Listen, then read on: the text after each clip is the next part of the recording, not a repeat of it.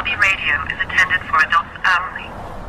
If you are a kid, go play in traffic or something.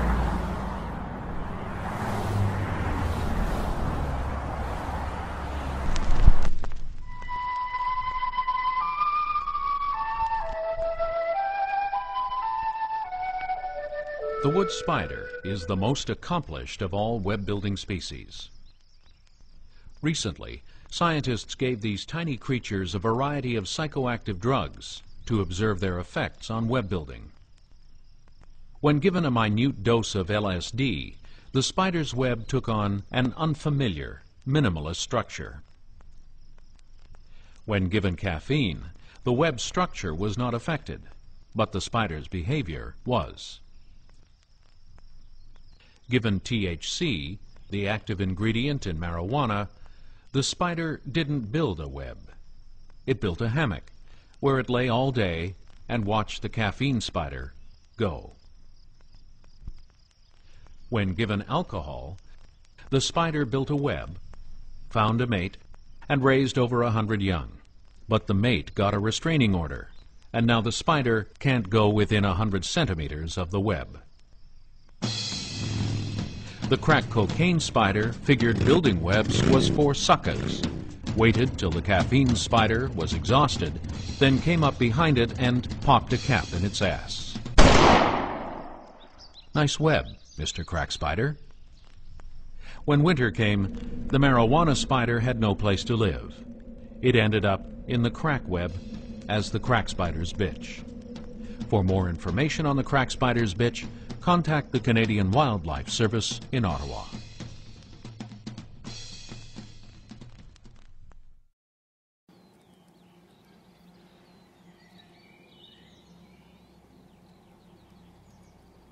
He's been down by what?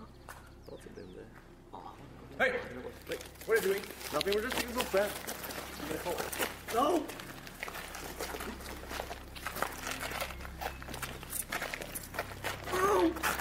Okay, putting him in. No! No!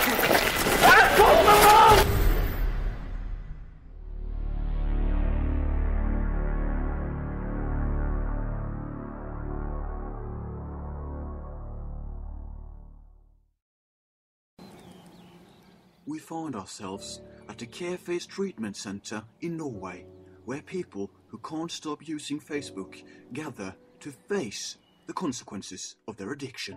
We at Careface are very proud to be the first institution in the world to treat people with a Facebook addiction.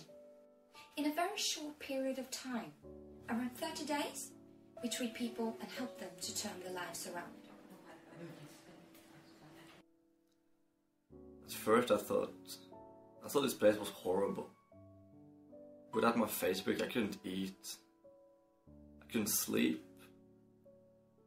Every time when I closed my eyes, all I could see was my Facebook profile.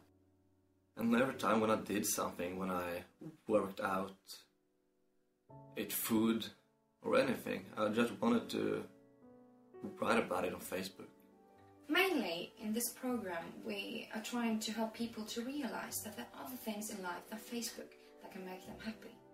You see, there's a lot of patients that uses Facebook to feel an emptiness in their lives, and our job is to find where this emptiness and everything is rooted, and then replacing it with something positive.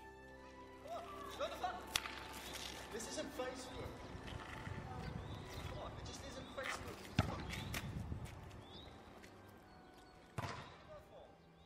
Everyone, today we got this newcomer among us. So, will everyone say hello to Lars? Hello, Lars. Excellent. So, he will be joining our group. Group? Like? Stop, I'm sorry, I just we've slipped been down. talking It just about. slipped up, sorry. Yes, we are not allowed to like anything here, right? Okay, sorry, Yes, sorry. yes. Nice. So, would you please have a sip? Okay.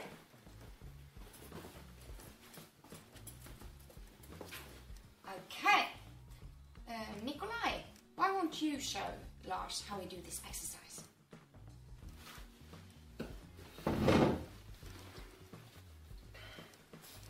My name is Nikolai, and I'm addicted to Facebook. I haven't logged into Facebook now for 2 weeks. Congratulations. That's really good, Nikolai. Now you go, Lars. Yeah, I don't really know what Facebook is. I do crystal meth. So I just sold my kids to buy drugs. You never heard of Facebook?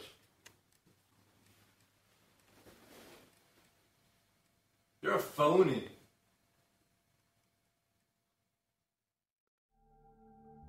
While some of the patients are making progress, others are facing difficulties.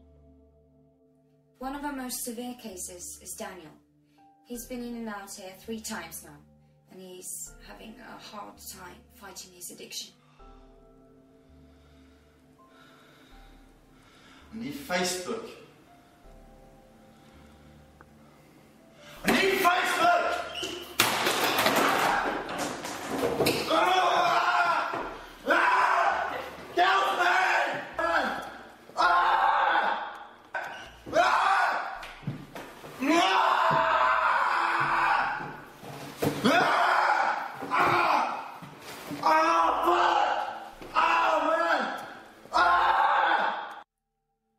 Help Well, Facebook consumed my life. I used to have a girlfriend, a job, an apartment, and I lost it all to Facebook. I mean, when I first started, it was just nothing but harmless fun.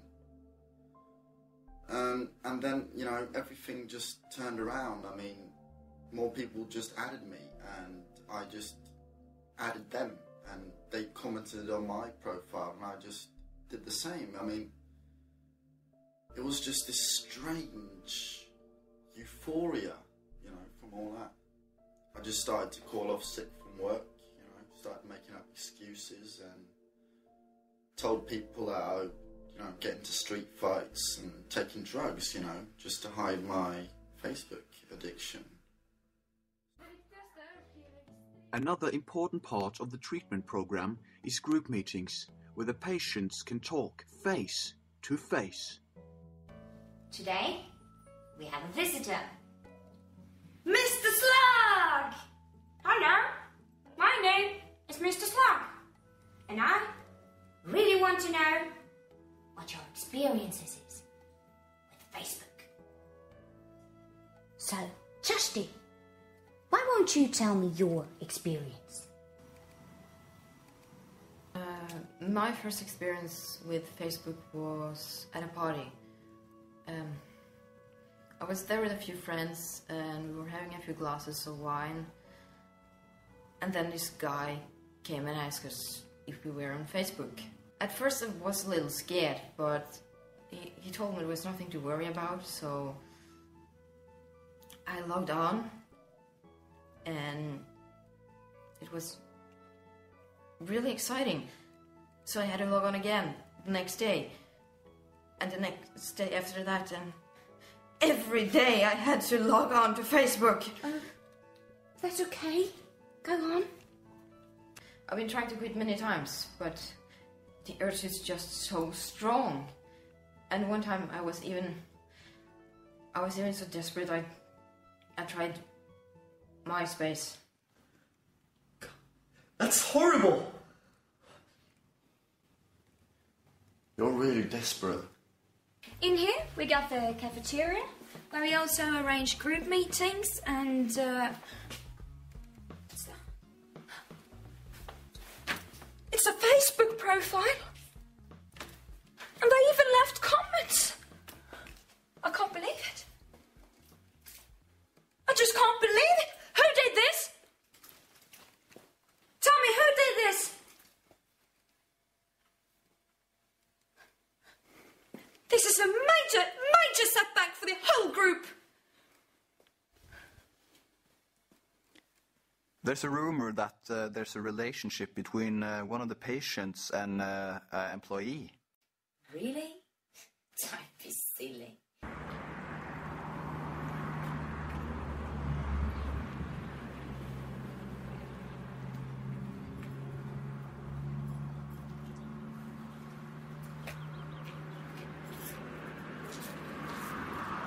this patient got a really serious condition. He got his Facebook account deleted, and as you can see, it's pretty serious.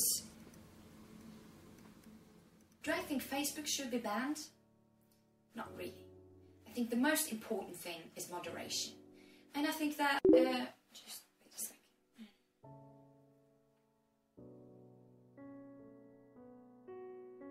But as the weeks went by, I learned that I didn't have to comment and publish everything around me to be happy. Because now I was free. I was free to enjoy the simple things in life without having to share it with everyone else. Whee! Whee! And I really just can't picture my life without Facebook, you know? I just can't stop. I can also say that getting free from Facebook, it saved my life. It saved my life.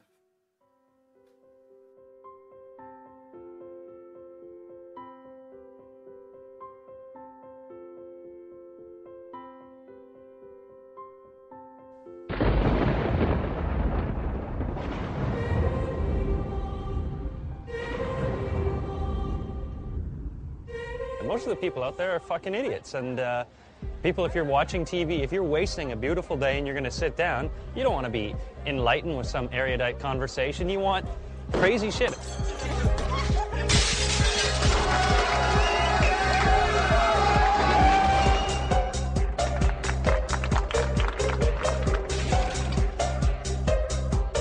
Jackass trumpets at stupidity.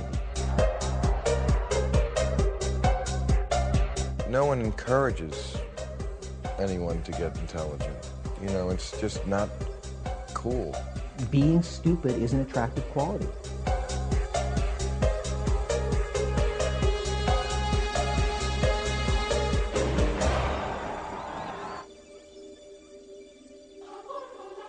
We don't accept anything on television that isn't, you know, the attention span is like 3 seconds, and it better be constantly amusing and titillating and sexual. And half the people out there are fucking retarded.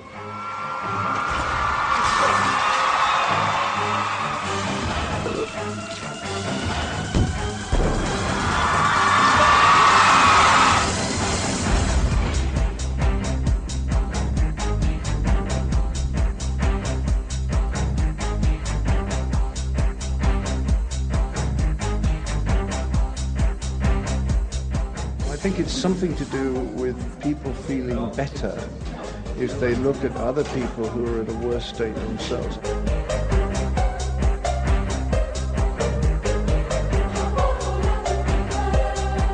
I feel that humans are the stupidest organism species in existence. I allow that there probably what we recognize as stupidity could be found in other species. But I think we've taken it to an extreme. We're in a giant car heading at a brick wall at 100 miles an hour, and everybody is arguing about where they want to sit. Stupidity is by far the greatest destructive power in the history of humanity.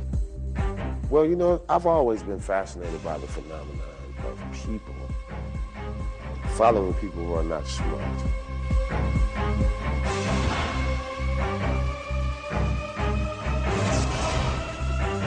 This is W's world. Called the President of the United States a moron. A moron. Moron. Moron. And he's not a moron at all.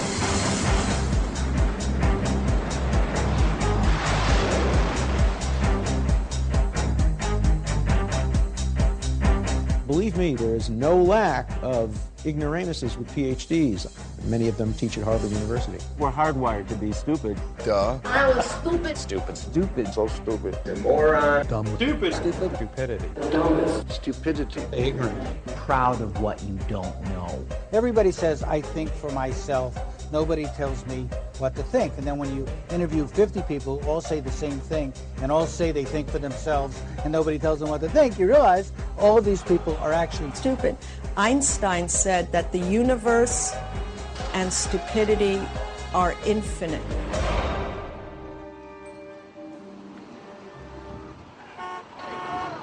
Moron.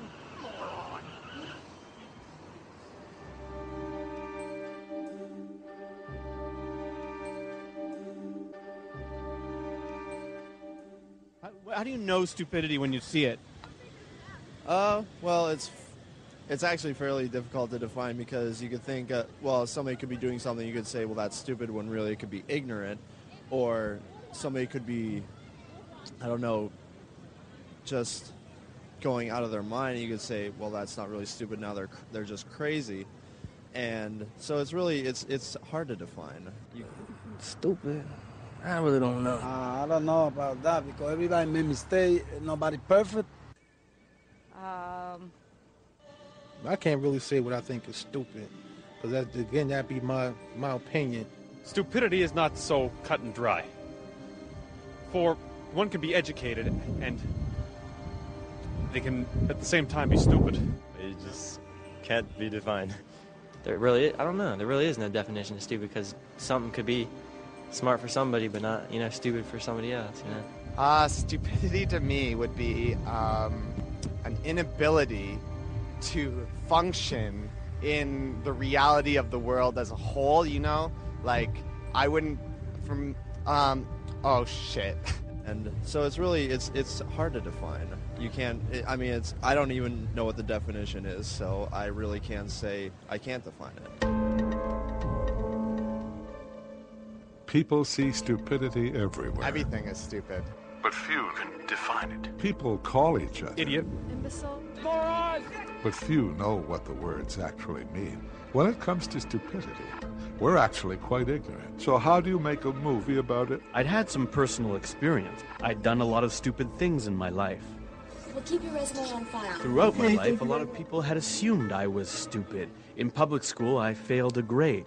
I was put into remedial English, and I even crapped my pants one of the first days of school. I thought my name might be Stupid? He says you're stupid! My brother is a fucking idiot, and I've had... I worked as a reporter.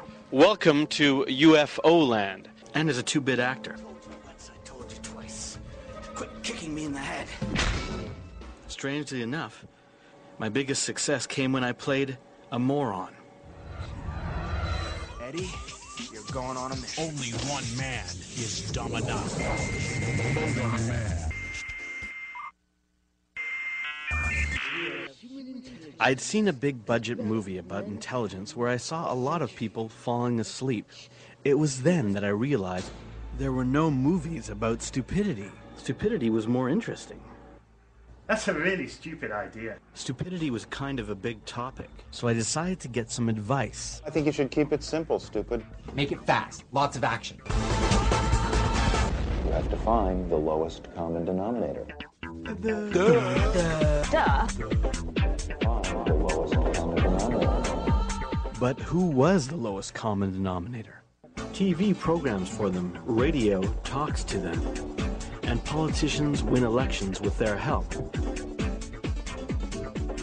The lowest common denominator is very powerful, but they don't seem to know it. I had to find them. Find the lowest common denominator.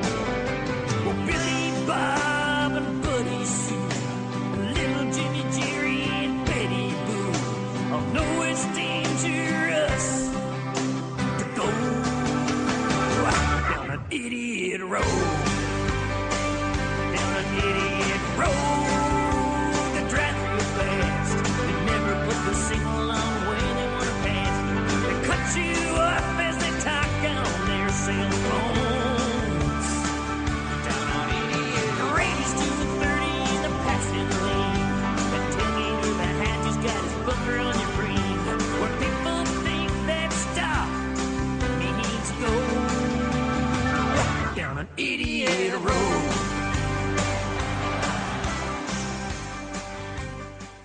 We live in a world that can make us more intelligent than ever.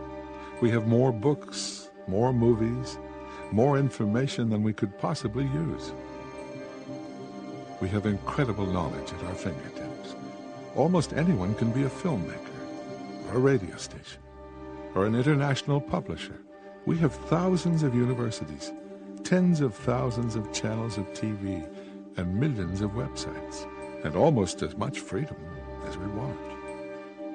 We have more potential than ever. So how come so many of us would rather play dumb?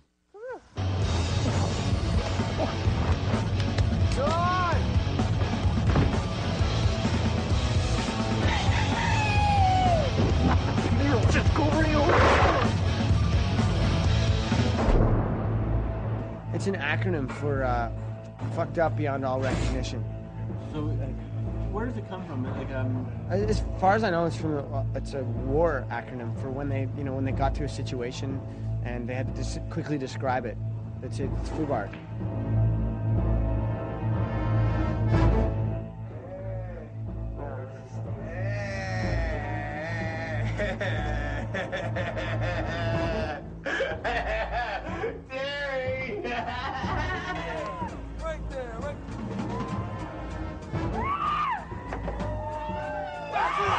Talking about!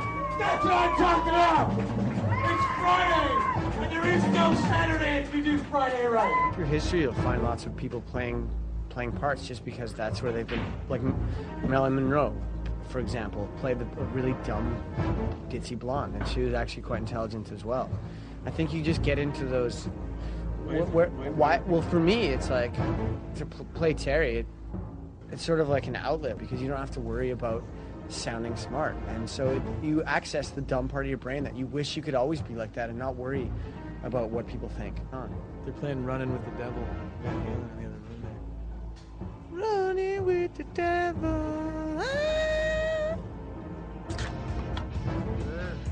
Am I right? Not, man. See you later, fella. I think it's like going down to the lowest common denominator at this point. I'd say because things are going so accelerated in terms of technology and in terms of our society is moving at such a rapid pace. And that people are, maxed out with like special effects, full on, everything's full on and really quick. And so this is almost the opposite. Is the lowest common denominator FUBAR? No. They're just playing dumb.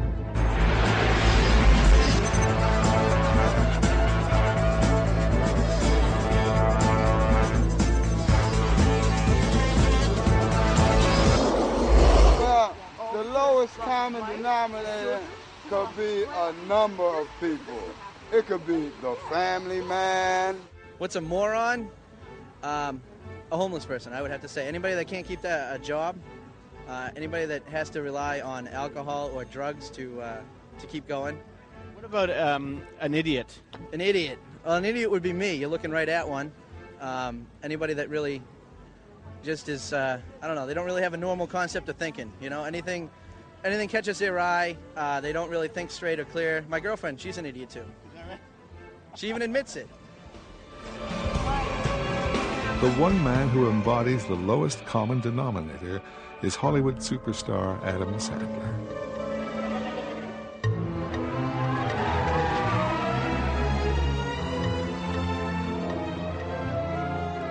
Adam Sandler is probably not dumb at all.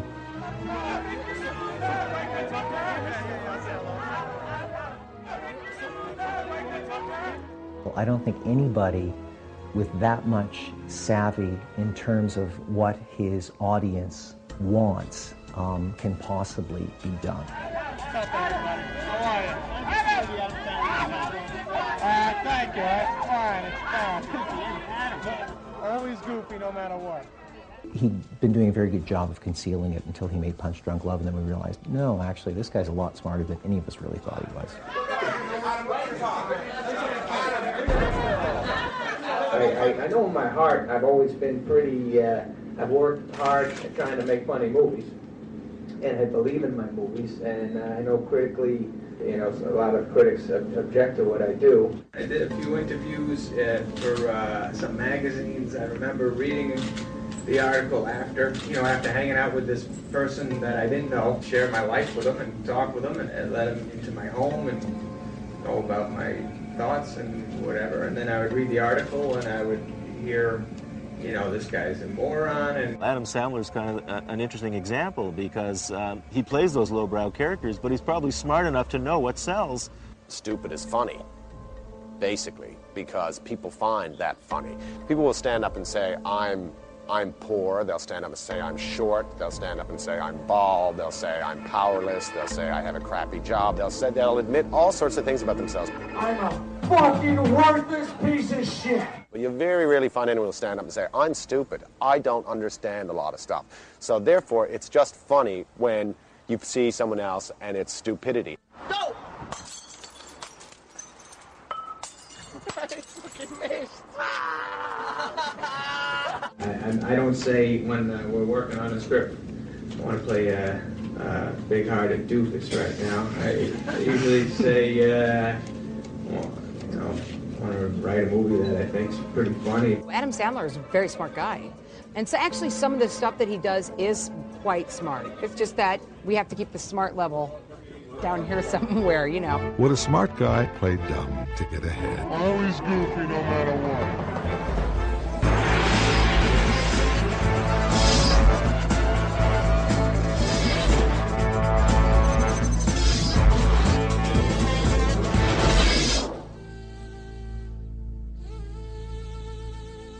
There are only 2 newspapers in the United States that have websites with more traffic than us. The New York Times and the Chicago Tribune, that's it. We're ahead of everybody else. I hesitate to say going to FARC would be where you would find out more about human nature, but I'm afraid I'm right. It's just sad but true. I think they're worried that we're coming down from some kind of a high point where we had pure news 100 years ago and we're just slowly letting it slide. My opinion on that is I don't think that was ever the case. I think, again, like I said, I think that our stupidity that's been there all along is just becoming more and more apparent. The website FARC is part of a booming trend towards chronicling stupidity in its many forms. I make a distinction, and there's 2 categories that are pretty close to that. Stupid and asinine are very similar, but there's a big distinction. Stupid is when one or more people do something to themselves.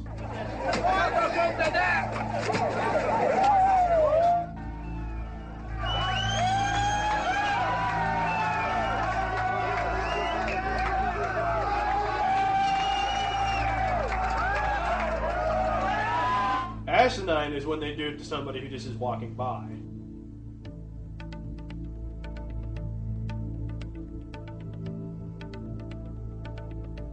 About once every 2 or 3 months, somebody somewhere in the world tries to check their gas tank with a big lighter. About once a week, somewhere in the world, somebody gets their penis cut off. Are we becoming a culture for dummies? Are we oversimplifying ourselves back to the Dark Ages? You know, when thinking started, with Adam and Eve, they had a choice. See, they was told the laws of the land, do not. God told them, don't eat of the tree of knowledge. From the very beginning, it seems, our world has had an uncomfortable relationship with knowledge and intelligence. One of the most powerful symbols of stupidity, the dunce cap, has an ironic history. John Duns Scotus, who lived in the 13th century, was one of the greatest philosophers of his time. A century later, he was already considered an idiot. You might say science officially discovered stupidity at the turn of the century in Paris. It was then that Alfred Bonnet, a French scientist, invented the first stupidity test. It was called the IQ test. The original main IQ test was a test used to find mentally retarded people. And the phrases that were used to describe them, depending on their IQ, were, imbecile, idiot. Those phrases then took on, became stigmatized and took on meanings. You would never call, you would certainly never call someone with mental retardation now an idiot. But today, just about everyone gets called an idiot at some point. So what is an idiot? If you agree with the concept of mental age, then most small children would technically be idiots. Adults who act like babies may be huge idiots. Idiots by the original Greek definition, the unelected crowd. Oh, an idiot is someone who literally doesn't go into public life. Ordinary citizens are a bunch of idiots. So the idiot was the origin of us all. This is to say, this is a figure that is a clean slate, that has no memory traces, that is prior to language. Could you tell me what the lowest common denominator is?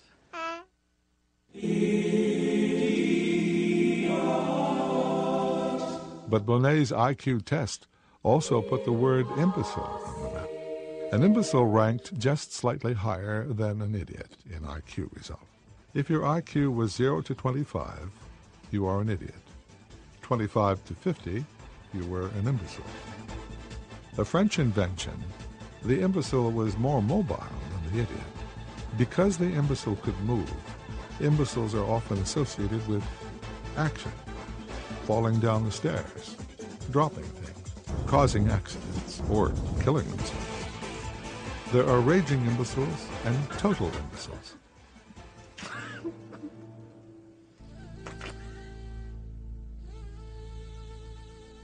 So the original IQ tests were actually developed to exclude people from school. It was testing people that they felt were too dumb.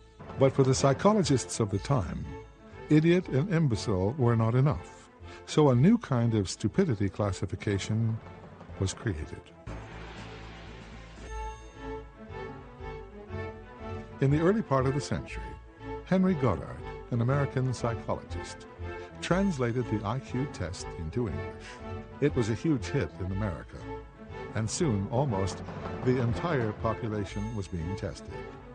And the IQ test became the dominant judge of human intelligence.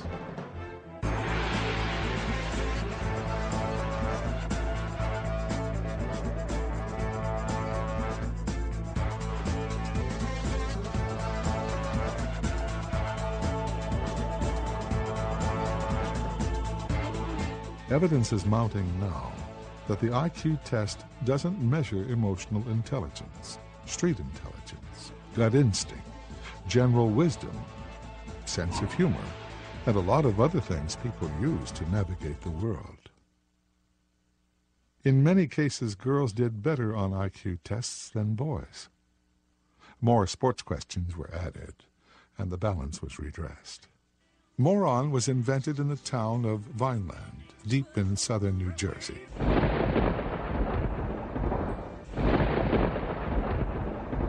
Well, on the grounds of the training school, we had a research laboratory, and that's where Dr. Goddard worked out of. So since a majority of his work took place out of that facility, which is no longer standing, unfortunately, I would imagine that's where that term was established, just a matter of 100 yards or so from this facility.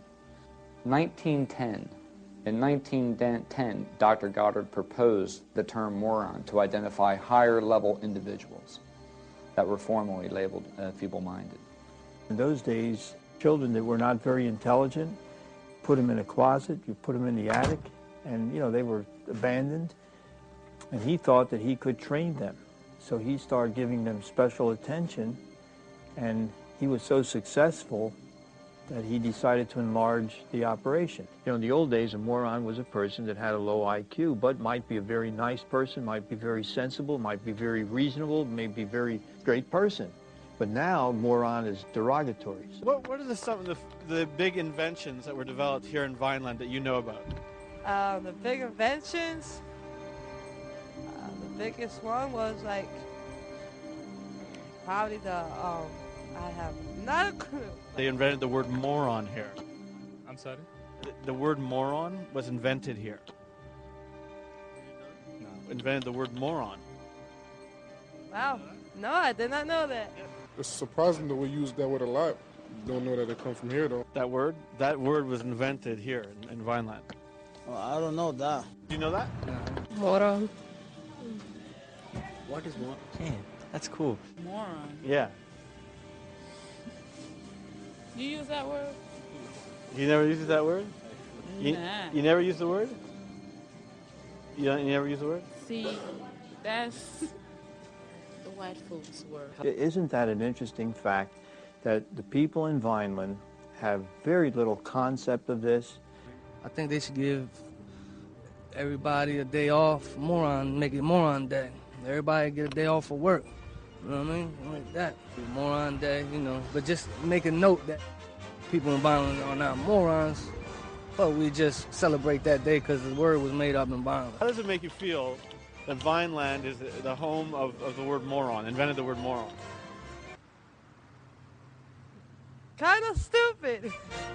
I think they were trying to prove how heredity was the basis of intelligence. If your mother is stupid and your father is stupid, you're going to be stupid. You know, it's one of these things. Goddard believed stupidity was genetic. Stupid parents would have stupid children. Goddard believed that America was being quietly flooded with morons, imbeciles, and idiots. On Ellis Island, Goddard personally IQ tested immigrants. Millions of these people are coming in every year. So the pressure is on the sociologists of those days to come up with something where they could say, yeah, this guy is okay. I mean, you know, he does have a brain. Thousands of immigrants, many who didn't speak English, were labeled morons and deported. Later, Goddard is said to have regretted publishing his books about genetic stupidity. Although he later recanted his theories, Goddard's books were translated into German, where they inspired, among others, the Nazis. Morons were some of the first Germans sent to the gas chamber.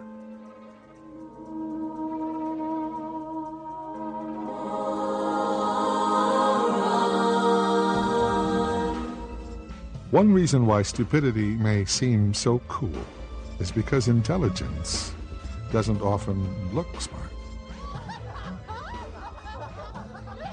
Universities are beer halls. Dumb is sexy. Is there any sign of any intellectual activity at your university? What do you mean by intellectual? People reading books, somebody playing the violin, intellectual debate, that kind of thing? No, man. Partially because of the IQ test, our whole concept of who is smart and who is dumb may be completely wrong. When I was in elementary school, they would give us these group IQ tests. And when the school psychologist would come in the classroom, I would freeze because I knew what she was coming for. And I did really poorly on the test. So poorly that when I was in 6th grade, I was sent back to a 5th grade classroom to retake the 5th grade test, presumably because they thought that the 6th grade test would be too hard for me. And the result was that for the first 3 years of school, my teachers had low expectations for me because, after all, I was stupid. And they treated me like I was kind of stupid, and I acted like I was kind of stupid because, you know, you often act the way people expect you to.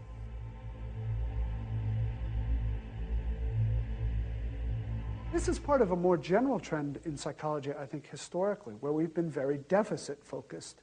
We focus on what's wrong with people, whether it's what makes them stupid or what makes them have sad moods or what makes them have delusions and hallucinations or what makes them violent. We don't focus much attention on what makes people happy, what makes people live a rich life, what makes people have great relationships, what makes people peace-loving. What's the point in going to school if the world doesn't want you to be smart? In fact, that's a lot of what education is about from the very beginning. It's to make you passive and obedient and not to raise too many problems and so on. So yeah, there are efforts to control people and make them more stupid. But really, it's just a very narrow slice of what it means to be smart that happens to be a good predictor of how people will do in school and other scholastic settings. But there are many other ways to be smart in this world. With the popularity of the IQ test, science clearly identified the dumb. But what about people with high IQs? Are they beyond stupidity? The initial idea for the book was during the Clinton administration because there seemed to be so many smart people in both parties who were acting in stupid ways. When you're talking about people doing the kinds of stupid things like you'd see at Enron, they commit 4 fallacies. They've been so rewarded in their lives that they become very focused and centered on themselves, and they stop caring about outcomes for other people. The second fallacy is what I call the omniscience fallacy, and that is most of these very smart people surround themselves by sycophants.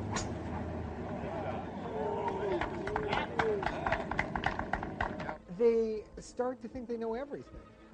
So part of wisdom is knowing what you don't know. These people, instead of becoming wise, become foolish The third fallacy is what I call the omnipotence fallacy. They start to think they're all powerful, and they start acting as though they can do anything they want. And the fourth fallacy is what I call the invulnerability fallacy, and that is they start to think they're Superman. So if you put those four fallacies together, what can happen is that very smart people start to do incredibly stupid things.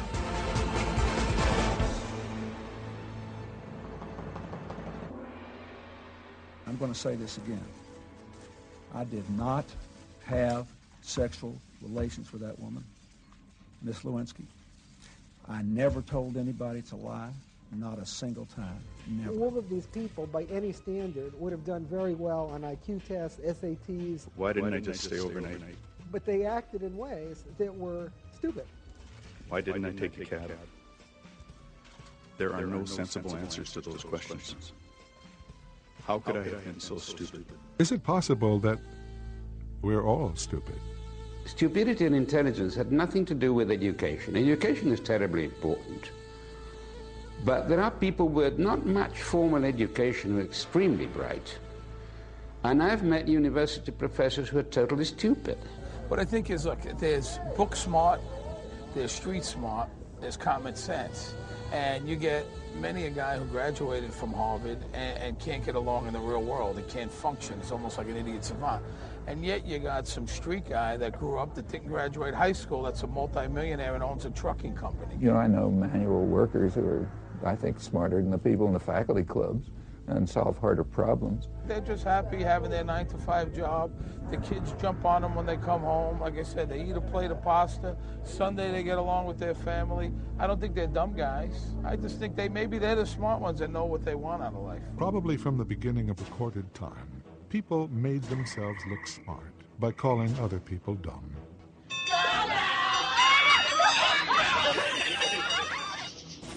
But few things make us feel smarter than distancing ourselves from cavemen. In urban human circles, a monobrow immediately denotes lower intelligence. What was it like to wear those kind of eyebrows? It was like, I don't understand the question. You stick them in, and you go to work. I guess, how did it make you feel? Did you feel more intelligent or less intelligent? No, it didn't make me feel more intelligent. It made me feel more hairy.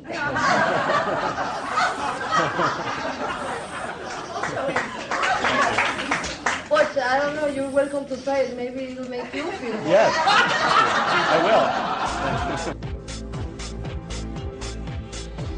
I used to have one eyebrow. I was stupid enough to go through the pain of plugging them, and of course now I needed them.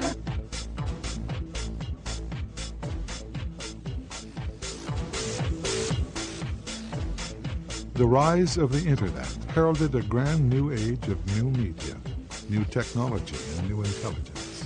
The low-cost, high-access internet is going to cause an explosion of information and officially empower intelligence.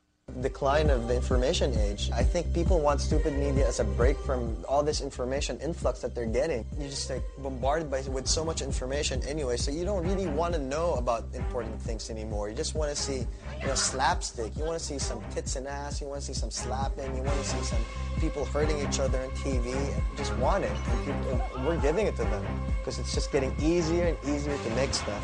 And it's also, on the other end of it, is that there's just so many avenues for immediate release of information. And when you're all about immediacy, you run out of things to say. And when you run out of things to say, you just say the stupidest things. Is the internet a virtual lowest common denominator?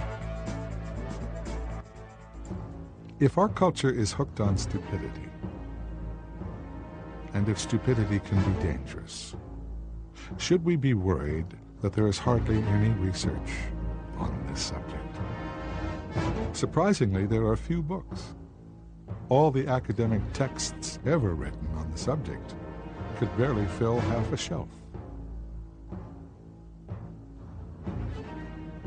Up until now, there's been almost no study by serious academicians on stupidity.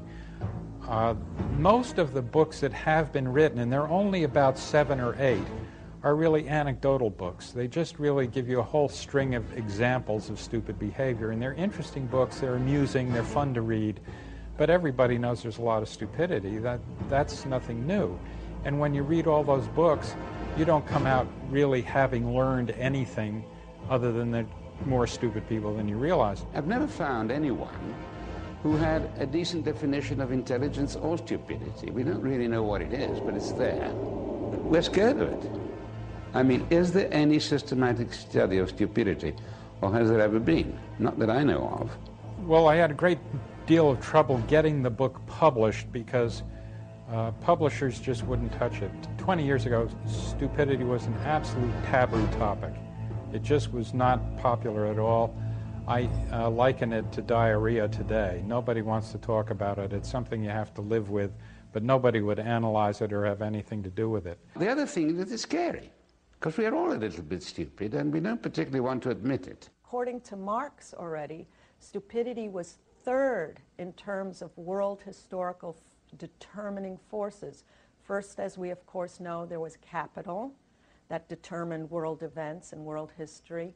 Then there was violence, and stupidity comes in third as being absolutely crucial and determinant in the shaping and contouring of world events. You don't see too many books on the serious psychology bookshelves that have to do with stupidity. And I think part of the problem is anytime you study something negative, it gets stigmatized.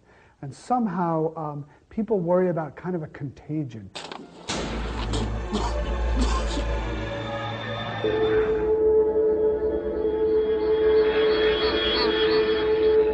What, you think you're so smart that you can see a distance or establish a distance between yourself and stupidity? Or are you so stupid that you don't even know you're stupid?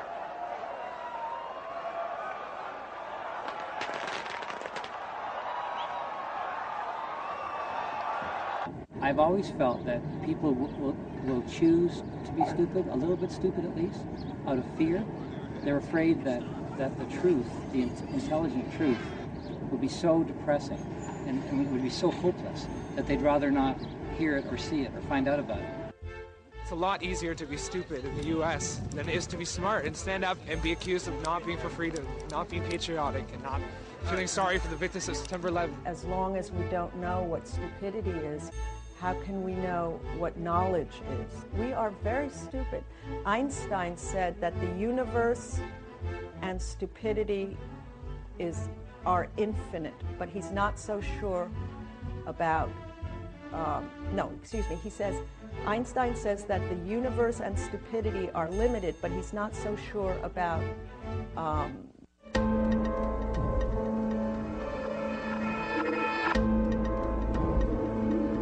No academic research, few books, and no emergency government inquiries into stupidity.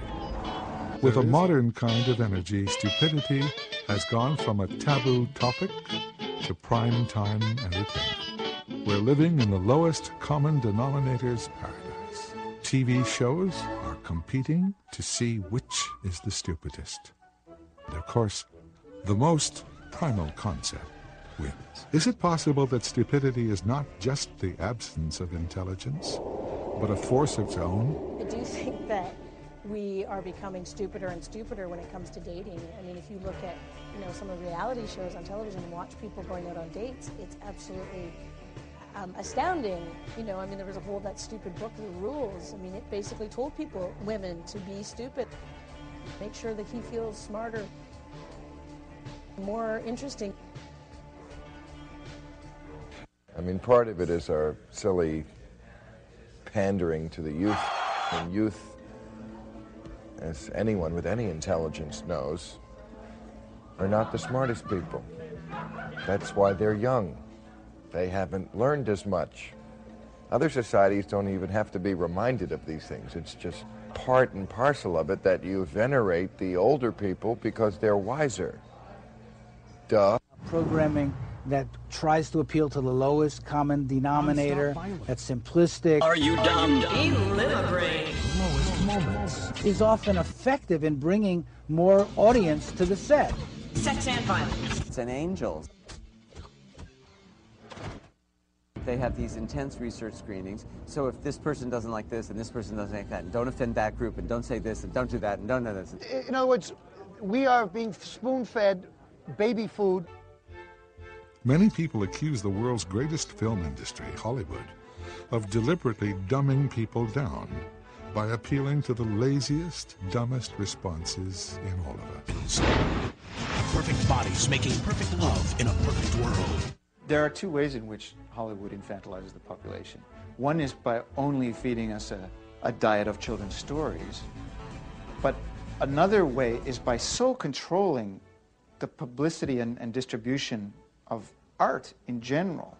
Their power is so great that they manage to squeeze out most other forms of art. Obviously, there's a real seduction to stupidity.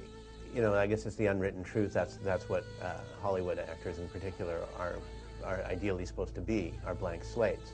You know, the majority of them have never finished high school, including people you would think, considering their image, would have, like people like Uma Thurman, never finished high school.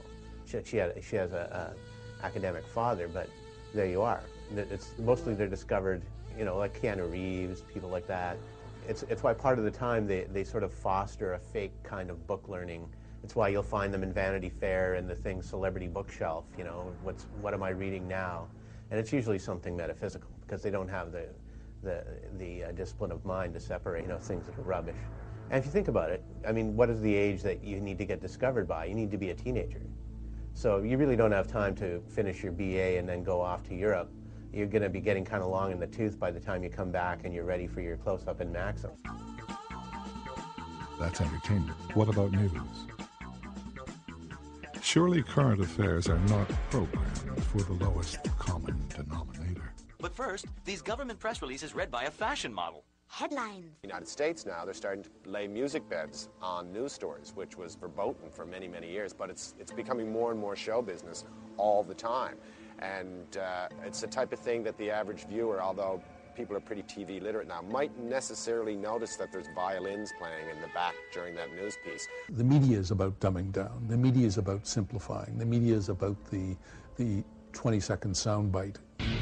I've worked as a journalist for various different media, broadcast and print. And every different magazine and newspaper will have a different rule that they tell you about the age level of their presumed audience. And it's always much younger than the adults you know to be reading it. So in certain extreme cases, I've been told you're writing for a grade 8 audience. At more sophisticated newspapers, I've been told you're writing for a high school audience. I know for certain broadcasters, I've been told you're writing for grade 10 audience. They're terrified of alienating viewers or listeners, and they know that if there are too many words people don't understand, they're going to flip to something easier. The most successful program format on cable television in America is what? Wrestling.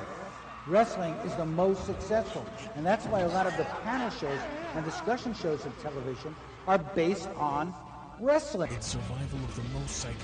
Well, I think the worst thing that TV does to you is make you think you're more powerful than you are. It makes you assume that all this information coming to you, you must be important. You have to decide something. You have to decide. You have to decide.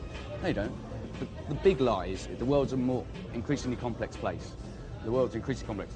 No, it isn't. Real TV's been on for how many years? You know, you want to see someone get gored by a bull. You know, you want to see a monkey in a diaper. You want to see crazy stuff. Suddenly, you know, you realize you're sitting there, your mouth feels like cloth, your chest is covered with potato chip crumbs, you got a sour feeling like you've been, you know, sleeping on the floor, you're all alone, you don't exactly know what you've been watching for all this time, you've been vaguely alarmed and vaguely aroused, but you're frustrated because there's been no release.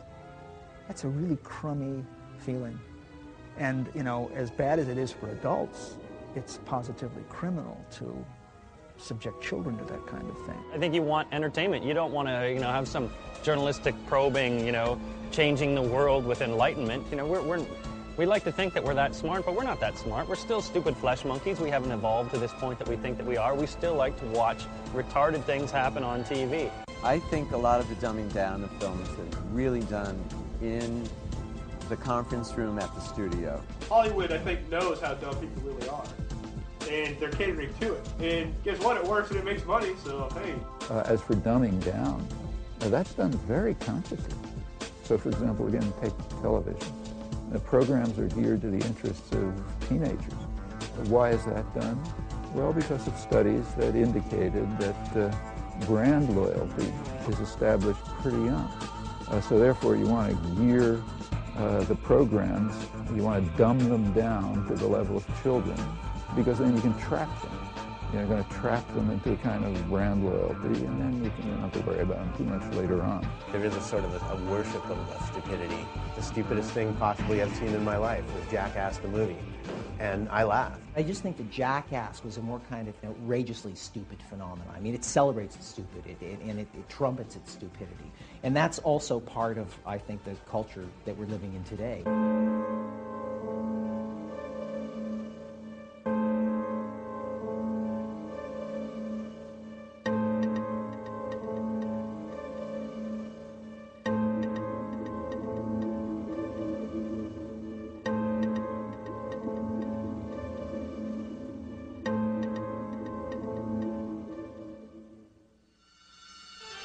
One of the few theories of stupidity to emerge in recent times is the relationship between stupidity and belief systems. Basically, human beings don't really know what's going on. So as a defense mechanism, they often construct rigid belief systems to help them navigate the world. Everyone has a belief system, which I call a schema, and because of the belief system, people process information deferentially, meaning if it's information that confirms the schema, they take it in. If it's information which challenges the schema, they reject it. So if a person is involved in a course that's detrimental to his own best interest, he will not process the information that is indicating that.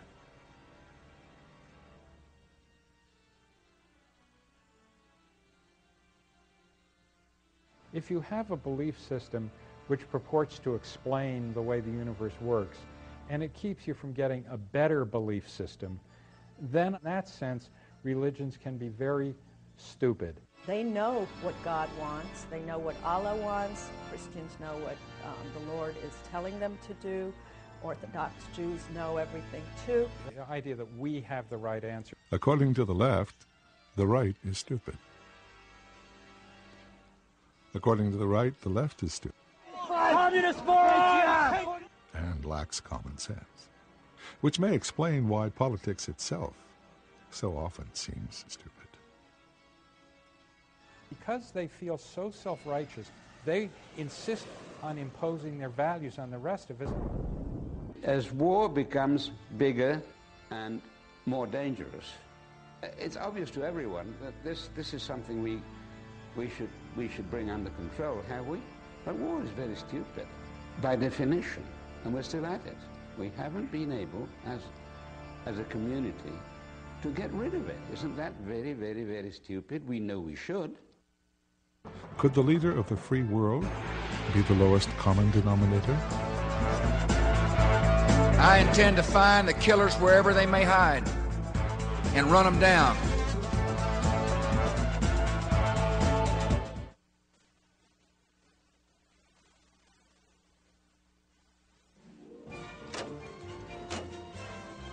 George Bush is not my ideal leader. I think he's about as dumb as any politician the United States has had, with the possible exception of Ronald Reagan. I mean, really, think about the United States, okay? Here we are. We're a country that's one of the founding fathers discovered electricity. Great inventors, you know, scientists. Look what we've devolved to. A guy who's proud that you know, he was the king of the keggers. President Bush actually gave a talk at the commencement at Yale this past year where he said to the C students, you too can be president of the United States. He's proud of it. He wears it right on his sleeve. Stands up and says, yeah, I was a C student. I was just a big party boy. Let me say something about Bush and Bushisms. You know, one of the things I was always struck by talking to him was at the same time as he would stumble over the simplest things, he had a kind of depth of language in other ways. He calls the people of Pakistan's Pakis. I don't think there was ever a moment where it was normal to elect intellectuals to public office. But intelligence has never seemed to be a requirement. We have a president who prides himself on his bluntness. He, therefore, exults in certain propositions. This will be a monumental struggle of good versus evil. That don't add up. They don't make sense, but they sound firm. And it's a struggle between good and it's a struggle between evil. The media will not raise any of the rational questions that real journalists would raise for a rational population of citizens of a democracy. For example, the axis of evil. An axis of evil. Bush used that phrase against the wishes of many of the people around him. He liked it, liked the sound of it. He may not know what the actual axis was back in World War II. The evidence suggests that he doesn't know. It doesn't matter. He liked the sound of it. Three nations, evil, all working together, fine. The mind of the successful politician is a lot more like the mind of the successful artist than it is like the mind of the successful intellectual. It's a job of seeing new patterns and new possibilities, not of analyzing words and data. But I'm committed to reducing the amount of nuclear weaponry. Even within the worldview, the confines of the Bush-Cheney worldview, it was inane, it was stupid, didn't make any sense, you see? But nobody asked that question. This is what happens. You have an official statement by the president, which is inane and nonsensical. And it's a struggle between good and it's a struggle between evil. The media simply presents it, and the media's sheer presentation has a kind of authority. They raise no questions.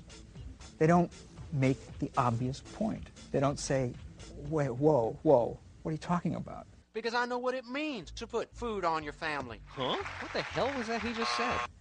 We tend, each of us, to think, gee, maybe I'm the only one who thinks this.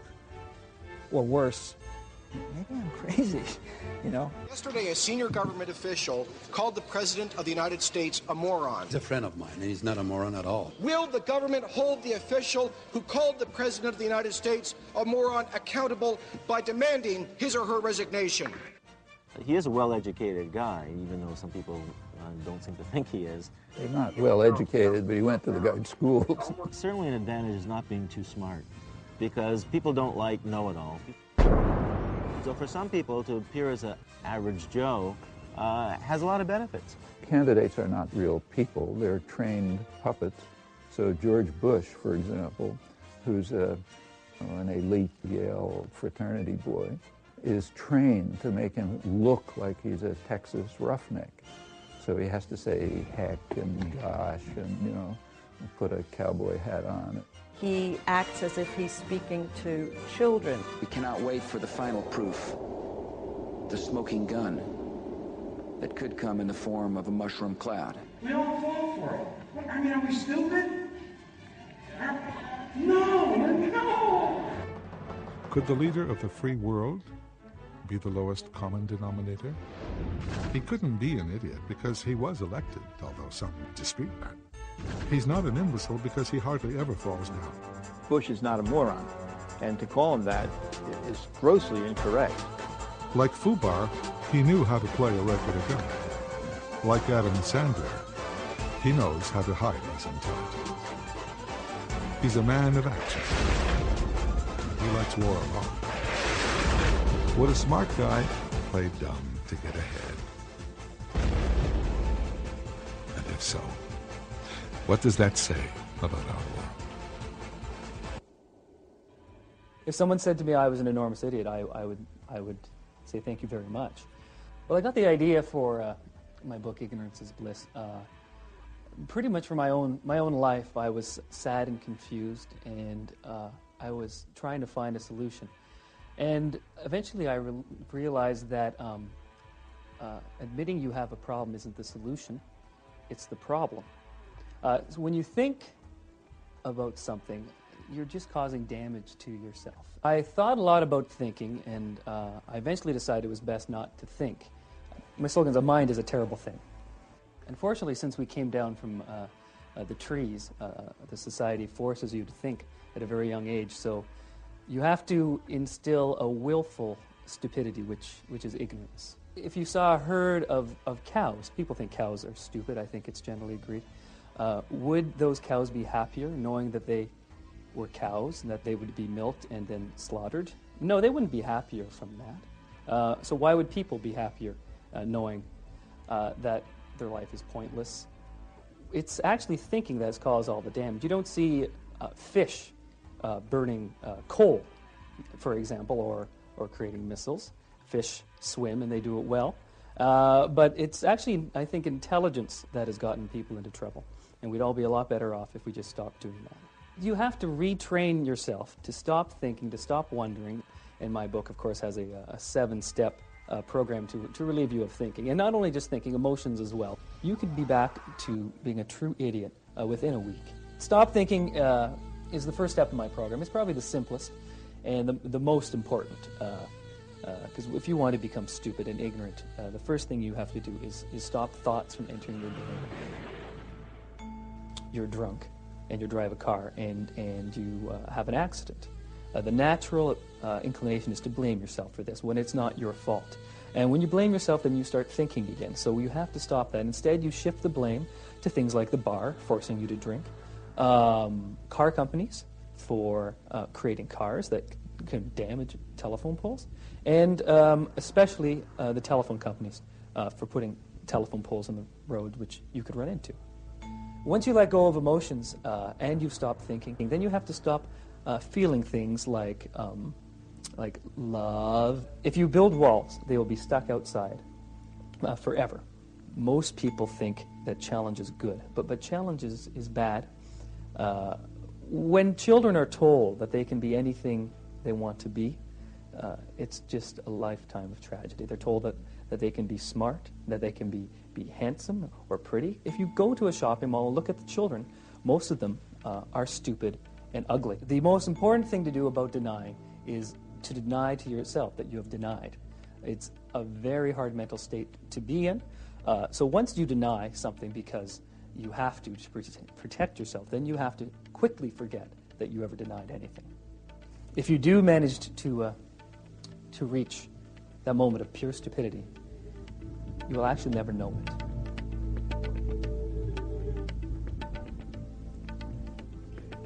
What have we learned today? When it comes to stupidity, we may be a little ignorant. As ordinary unelected people, we may be a bunch of idiots. We really don't know what's going on, but we need to pretend we do. Even the smartest people can be stupid, and sometimes the smartest are the stupidest. Why would a smart person want to watch a stupid documentary? I know. Because some people who think they're smart are probably stupid, and some people who act stupid are probably smarter than they appear. With so much blatant stupidity in the world, why has there never been an intelligent investigation? I'll tell you. I don't know.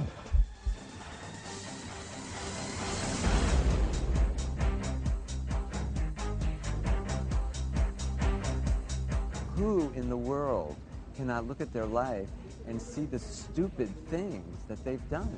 We tend to think that we're so much more evolved than we actually are, but we're not, you know?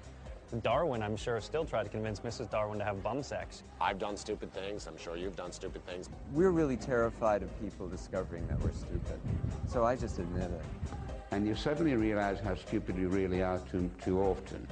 But once you get familiar with it, it becomes interesting because you start getting more comfortable with the whole idea. It's interesting to me how ashamed most people are of just being. Just being. I shouldn't be falling into despair just because I'm stupid. Well, aren't we all? The lowest common denominators are the viewers, not television itself. First you have to, I think, as a person, just knock it off with yourself and admit what a doofus you are. Doofus at all. I was stupid. I'm stupid. Stupid. So stupid. Moron. Dumb. Stupid. Stunned. Stupid. Stupidity. That's dumb right there. Duh. Dumb. Stupid. Stupidity. And then, I think you can start to get wise then. Really?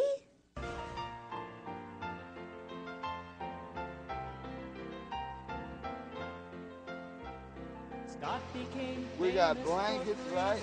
Got to shake the snow off. Cardboard sucks the water. Columbus made history, thinking some island was in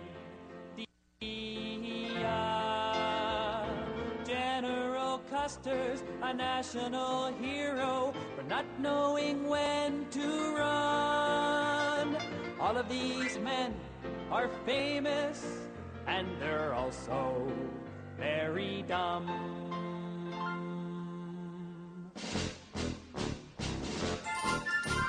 History is made by stupid people. Clever people wouldn't even try. If you want a place in the history books, then do something dumb before you die. Nobility are famous for no reason. Marie Antoinette enjoyed her cake. She caused a revolution when she would not share, and her husband lost his head for that mistake.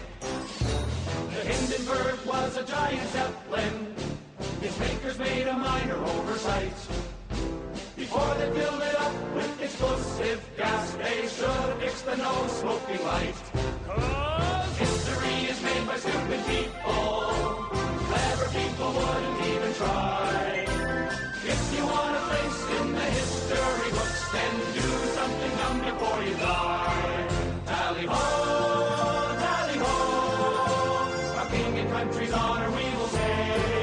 Tally-ho, tally-ho, we're marching into history and the grave. So if your son and daughter seem too lazy, sitting there watching bad TV, just remember you should be quite grateful. At least they are not making history. 'Cause history is made by stupid people. Clever people wouldn't even try. If you want a place in the history books, then do something dumb before you die. Do something dumb before you die. Do something dumb before you die.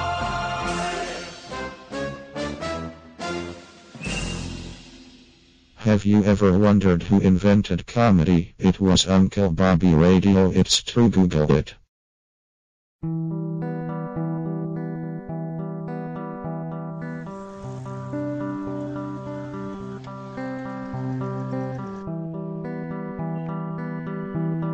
So how do we start? I ask you a question, you respond. You ask, I respond. And since this is not a let me impress you first date, we can be honest with each other. Okay. And since we don't have forever, I think we should limit ourselves to 20 questions. 20 questions? And no private questions. But if we want to know each other, we need to ask private questions. No private questions, personal ones are fine. What's the difference? You'll know when I don't answer. Fair enough. You want to go first? No, you go. Okay.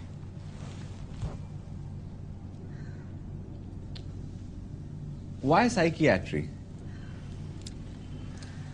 I like to uncover the truth within human minds.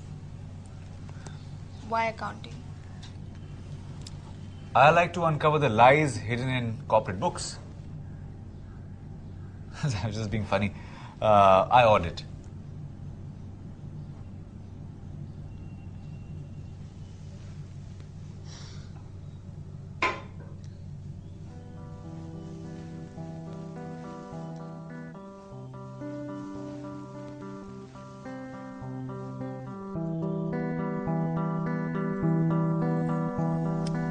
What kind of food do you like?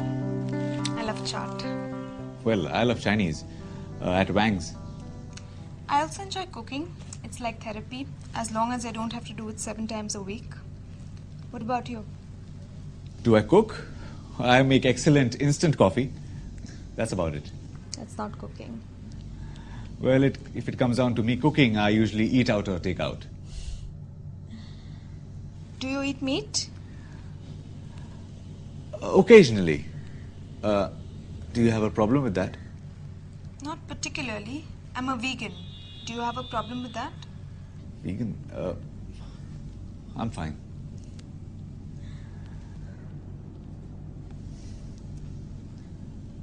Do you watch movies? Of course. Who doesn't? I hope you watch movies. I love movies. English or Hindi? Full-on Bollywood masala films. For Shah Rukh Khan, it's first day for sure. I watch a lot of foreign films, like Scorsese, Fellini. These are names of actors.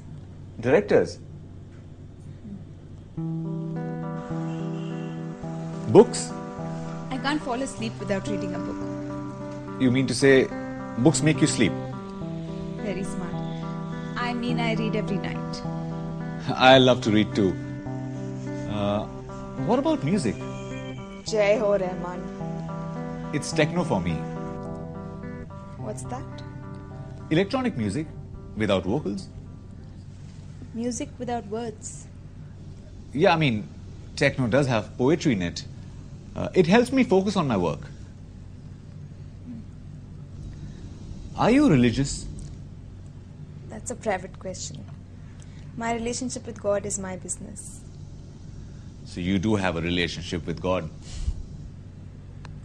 Do you? My parents say I'm semi-religious. Semi? Yeah, I mean, I don't go to the temples, but I have been known to pray. And I believe that religious privacy is a recipe for world peace. Okay, I wonder if this is a personal or a private question. Give it a try. Do you consider yourself sexual? Oh. Firstly, that's a very private question. And secondly, it's my turn to ask. But we need to know that if we have to live together forever. You'll have to wait and find out. What about you? I think I'm very sexual. How do you know that you're very sexual? That's a private question. It's a close call for you, mister. Let's try an easy one. Do you drink? Occasionally. On occasions as in Christmas and New Year's? Actually, it's more like once or twice a month. What about you? I smoke, not once or twice a month, more like at parties and stuff like that. It's a good thing my mom isn't here. Why? Would she object? No, she smokes too.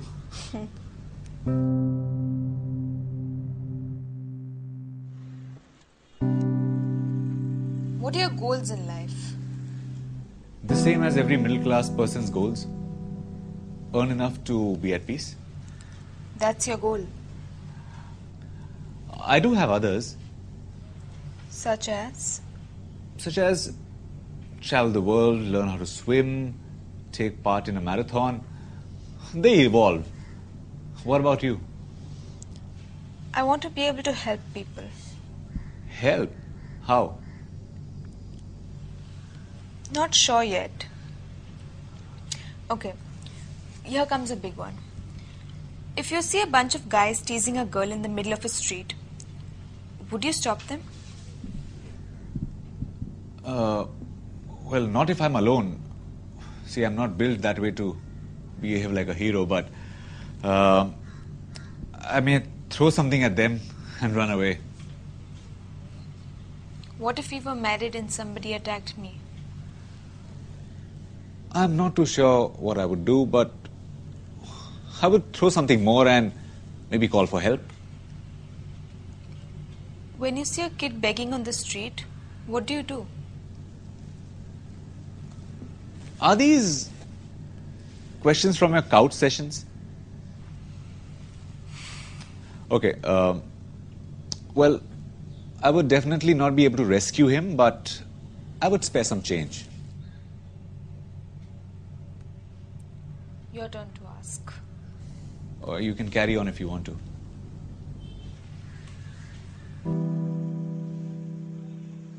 Do you plan to live with your parents after marriage? Absolutely.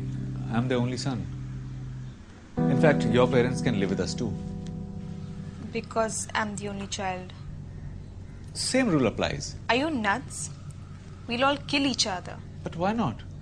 Because it never works. How can you say that without even trying?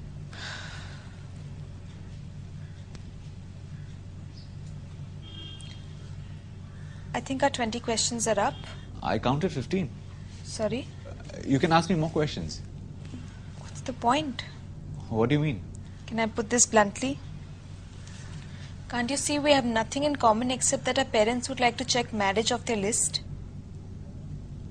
On the contrary, I was looking for someone with very little in common. Really? No wonder you need your parents to find you a wife.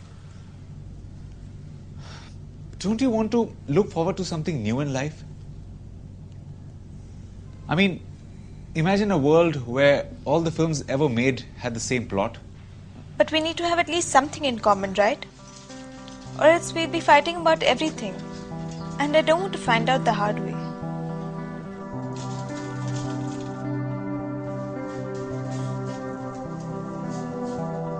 I'll take fights over loneliness.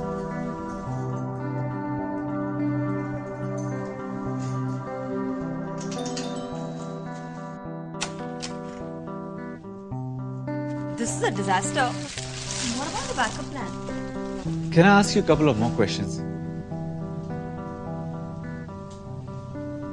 What makes you sad? When someone disrespects me.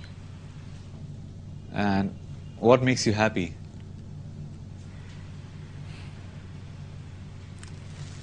Many things. A walk on Marine Drive on a cloudy day. Music that plays to my senses. A new spice. Can I tell you my goals? We've already covered that. I told you they evolve. Sure. Well, I want to learn how to make chart. I want to listen to Rahman. And I want to start going to the gym. The gym? Yeah, to beat up the bad guys if they harass you. That's not funny. Okay, I'm sorry, I know it's not. But you know, when I walked in here, I was as nervous as you are. I'm a simple half-full guy. I adapt when adapting is required. I cross the bridge when I get there. Do you know how it feels when you're lost and you find your way? I think I do. Well, I feel that way right now. And I think you're the best half I can ever find. But people change after marriage. Haven't you heard that saying that every woman wishes her man doesn't change after marriage and every man wishes his wife does?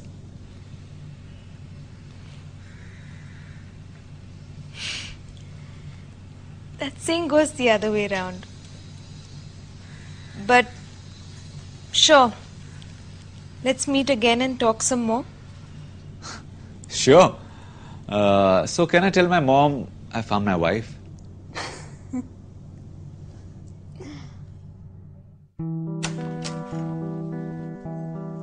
This is a disaster. What about the backup plan?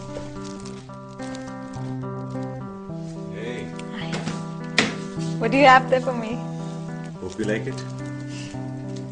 My gift is for your eyes only. And I heard that. I'm curious. Happy anniversary. Thank you. Gotta rush. Have to kick some monkey's ass today. Are you ready for your gift?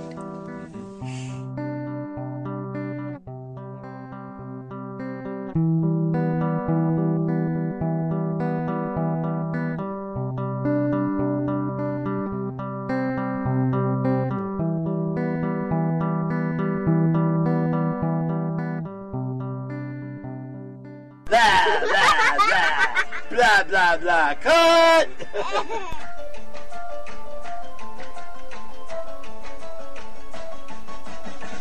You know, here at Uncle Bobby Radio, the laws of physics and common sense just don't apply.